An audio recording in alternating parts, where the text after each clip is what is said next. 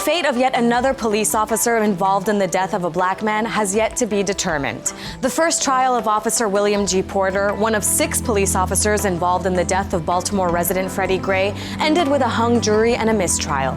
Since last year's police shooting of unarmed teen Michael Brown in Ferguson and the growth of the Black Lives Matter movement, we're more aware than ever of just how many black men in America die at the hands of police. But what happens to the officers? Let's take a look back at some of the major officer-involved deaths of black men in the last 18 months and where those officers are today. First, there's Michael Brown, an unarmed 18-year-old who was shot to death by Officer Darren Wilson in Ferguson, Missouri. Officer Wilson got off scot-free. He was not indicted for his role in the shooting and was cleared of any civil rights violations.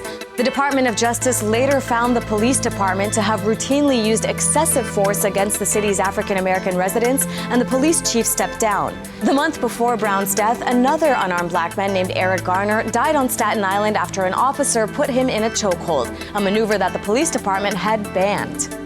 The police had confronted Garner on the suspicion he was selling untaxed cigarettes. Although the coroner pronounced Garner's death a homicide, the grand jury did not indict Officer Daniel Pantaleo. Today, Pantaleo remains on the police force on modified assignment until the conclusion of a civil rights investigation, which could lead to either prison or fines. It's not that officers never get indicted. Earlier this year, when Officer Michael Slager shot Walter Scott in the back in Charleston, South Carolina, Slager was indicted for murder.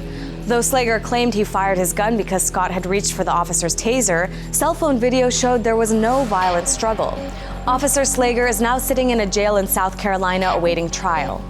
And more than a year after 17-year-old Laquan McDonald was shot 16 times by Officer Jason Van Dyke in Chicago, Van Dyke was charged with first-degree murder.